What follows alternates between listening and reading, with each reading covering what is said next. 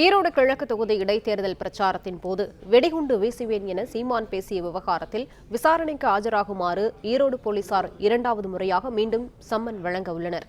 கூடுதல் விவரங்களை செய்தியாளர் ரவி வழங்க கேட்கலாம். ரவி, வணக்கம். விவரங்களை பதிவு பண்ணலாம். வணக்கம். ஈரோட்டில் தேர்தல் பிரச்சாரத்தின் போது வெடிகுண்டு வீசுவதாக நாம் தமிழர் கட்சியின் தலைமை ஒருங்கிணைப்பாளர் சீமான் மீது 3 பிரிவுகளில் கருங்கல்பாளையம் காவல் நிலையத்தில் வழக்கு தொடரப்பட்டது.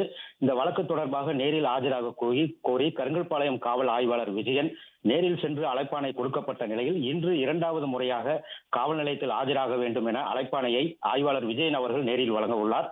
ஈரோட்டில் கடந்த 5ஆம் தேதி முடிந்த ஈரோடு கிழக்கு சட்டமன்ற இடைத்தேர்தல் பிரச்சாரத்தின் போது பிரச்சாரம் மேற்கொண்டு வந்த நாம் தமிழர் கட்சியின் தலைமை ஒருங்கிணைப்பாளர் சீமான் வேட்பாளர் சேத்தா லட்சுமியை ஆதரித்து நடைபெற்ற பொதுக்கூட்டத்தில் பேசிய போது, பெரியாரின் வெங்காயம் உங்களிடம் உள்ளது, விடுதலை புலிகள் தலைவரின் பிரபாகரின் வெடிகுண்டு என்னிடம் உள்ளது, அதை வீசினால் புல் கூட முளைக்காது என பி கேர்ஃபுல் என பிரச்சாரத்தின் போது பேசியிருந்தார். இதற்கு எதிர்ப்பு தெரிவித்த தந்தை பெரியார் திராவிடர் கழக அமைப்பினர், ரத்னசாமி உள்ளிட்ட அமைப்பினர் ஈரோடு பொதுக்கூட்டத்தில் பேசியதற்காக சீமான் மீது வழக்கு பதிவு செய்ய வேண்டும், பிரச்சாரத்திற்கு தடை விதிக்க வேண்டும் என அச்சுறுத்தும் வகையில் பேசுவதாகவும் புகார் அளித்திருந்தனர்.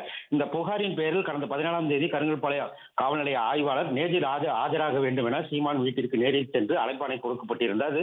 இந்த அழைப்பாணையின்படி நாம் தமிழர் கட்சியின் தலைமை ஒருங்கிணைப்பாளர் சீமான் மற்றும் அவர் நேரில் ஆஜராக வேண்டும் என வழக்கறிஞர்கள் நேரில் வந்து விளக்கம் அளித்திருந்தனர். இந்த நிலையில் இரண்டாவது முறையாக இன்று நேரில் சென்று இந்த வழக்கு தொடர்பாக ஆஜராக வேண்டும் என காவல் நிலைய ஆய்வாளர் விஜயன் அவர்கள் வந்து அழைப்பாணையை கொடுப்பதற்காக நேரில் சென்றிருக்கிறார். விவரங்களுக்கு நன்றி ரவி.